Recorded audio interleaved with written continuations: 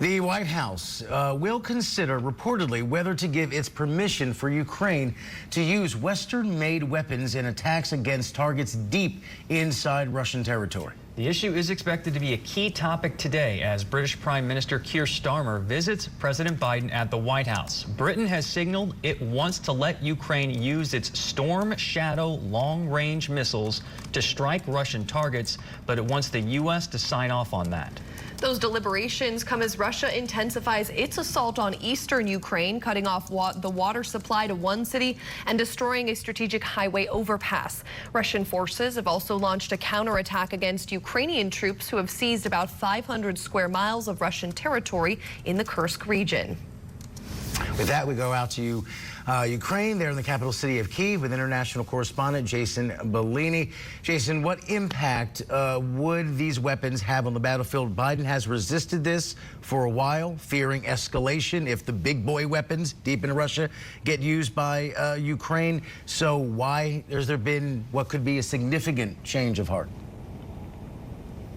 Hey there, Rob. Well, what the Ukrainians are saying is that access to these weapons to use them the way they want to for long-range strikes could change things dramatically in their favor. And they say they've got hundreds of targets that they would go after, including Russian logistical hubs and munitions stores, and also potentially, we would imagine, those new short-range battlefield missiles that Iran shipped to Russia. And we found out that they're now in Russia. They arrive this week. Those would almost certainly be a target. It's now being widely reported that the question of allowing Ukraine long-range strike capabilities will be at the top of the agenda when Britain's new prime minister meets with President Biden today. And it's also widely expected that Biden's going to give his blessing to restrictions being lifted on those UK-provided Storm Shadow missiles. They've had them for a long time now. We're not expecting, according to the reports, that he's not going to, at this point, allow Attack missiles. Those are the Army-provided American longer-range missiles, those to be used. This comes after U.S. Secretary of State Antony Blinken. He was here in Kyiv earlier this week. He met with President Zelensky, and he said that he was going to bring Ukraine's points back to the White House for consideration, although Zelensky himself has made those points himself. He even did at the NATO conference earlier this summer. He's practically been begging for these capabilities. Now, if the U.S. position on long-range weapons were to change, that would be a major shift, and there might be no announcement of it today, but Russia's president, Vladimir Putin, is already reacting to the expectation that Ukraine will be getting capabilities that it's long been begging for. This will mean that NATO countries, the United States, and European countries are fighting against Russia. And if this is so, then, bearing in mind the change in the very essence of this conflict, we will make appropriate decisions based on the threats that will be created for us. Not quite nuclear saber rattling there, but you can tell that Putin is making some serious threats here. Here in Kyiv, we've often heard that the argument that Putin is threatening to escalate in response to what amounted to they call fictional red lines. Well, that will be proven true once again if they get this capability. On the other hand, you've got U.S. Secretary of Defense Lloyd Austin, who's saying that these long-range strike capabilities, they're not going to have a major impact on the war because the West can't provide enough of them to Ukraine to have significant impact. Back to you guys. Jason, this news is coming at a time as Russia has stepped up their attacks with bombardments and a lot more. How is that offensive taking shape? Well, I'd say that the situation in Ukraine is growing more dire in a city that we've been watching closely the past few weeks. In the eastern Donetsk region, the city of Petrovsk, that city is a major logistical hub for Ukraine's military. And it would put Putin closer to his ultimate goal, which is to take over this entire region.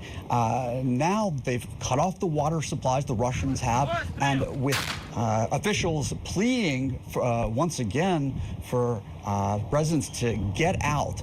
We drove through there actually just a few days ago on the way to the front lines, and at that time we were advised we didn't need to wear our protective gear because the fighting hadn't reached there yet. Take a look.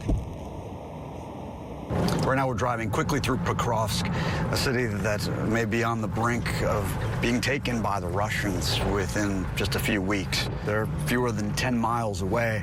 There aren't many cars on the road. The whole city's under curfew right now. This whole place looks pretty abandoned. People are encouraged to get out while they still can.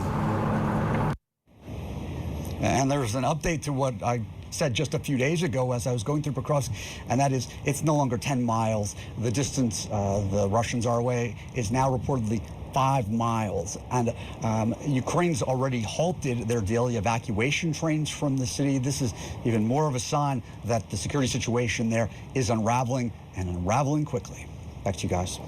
International correspondent Jason Bellini. And Jason, one second. We know you're reporting on a very consequential story today, but we did want to take a moment to offer you our respect and our congratulations. Even as you're there on assignment on the ground in Ukraine last night, you were awarded the 2024 David Plume Award for Excellence in Enterprise Reporting for Ukraine's Stolen Orphans, which judges called a, quote, new heartbreaking perspective on Russia's invasion of Ukraine, reporting that includes footage now considered literally, officially, to be evidence in a war crimes trial. You couldn't be there in person to accept it last night because, once again, you're on the ground in Ukraine as you've been so much and for so long. But your reporting is not only credible, but compelling and is some of the best work that Scripps News has done, sir. Well, thank you. I just need to correct you. I know you're not supposed to correct me, but they were honoring. They weren't honoring just me. They were honoring the team involved in this work. And so, yeah, it was a great honor. So, and thank you very much for that. Talented and humble. Well done, Jason Bellini, as always. Thank you, sir.